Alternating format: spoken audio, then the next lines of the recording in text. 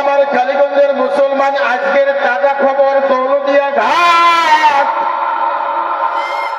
54 থেকে 50 জন যাত্রী নিয়ে সরাসরি নদীর ভিতর ডুবিয়া গেছে।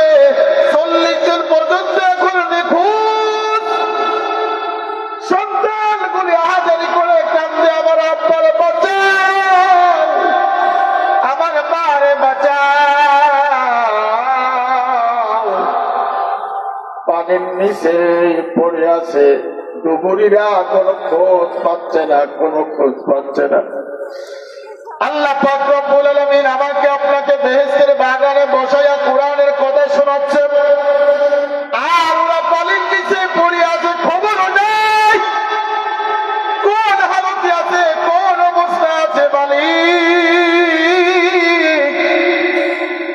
এরকম হাজার হাজার ঘটনা বাজার না বললে নয়, একটা সত্য ঘটনা বলি।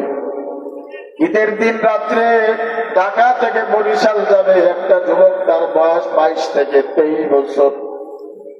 সুন্দর করে চুল কেটেছে, বাড়ি যাবে, মায়ের সঙ্গে দেখা করবে, বাবার সঙ্গে দেখা করবে, ভাই বোনের সঙ্গে দেখা করবে। সুন্দর করে সাজে, নতুন জামা পরে, বাবার লুঙ্গি মায়ের শাড়ি নিয়ে যখন লঞ্চে উঠলো, পিছন দিক থেকে একটা লঞ্চ ধাক্কা দিল। ওই সন্তানের বুক বরাবর লঞ্চ লাগছে, সঙ্গে সঙ্গে সন্তানের 2 খণ্ড হয়ে গেল। কোথায় আরাম, কোথায় সুখ, ভাই ও বাদামওয়ালা ভাই, এখনো যারা বাদামের দোকানে আড্ডা দিচ্ছ, চার দোকানে আড্ডা দিচ্ছ, এখনো যারা আরামের ঘুমে আছো, এখনো যারা বিভিন্ন গাছের নিচে আড্ডা দিচ্ছ,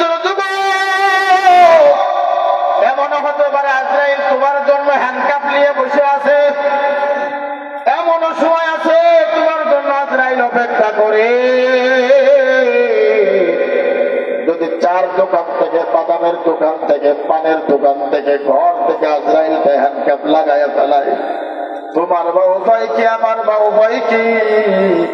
আমরা যারা বেহেশতের বাগানে বসিয়া বসিয়া কোরআনের আওয়াজ শুনতেছি, এই জায়গা থেকে কোন বান্দার যদি আজরাইলে হ্যান্ডকাপ লাগায়, নবীজি বলেন তাদেরকে আল্লাহ জান্নাতের মেহমান বানায়া দিবে। এ দুনিয়ায় সবই পার, কবর যে তোর আসল ভার। এ দুনিয়ায় সবই পার, কবর যে তোর আসল ভার। কেমন সেটাই থাকবি পড়ে, শুধুই মাটির বিছানা। চিন্তা করে দেখো না, কবরে কি যাইবা না। যেই কবরে আল্লাহ ছাড়া বন্ধুকে হয়ে থাকবে না।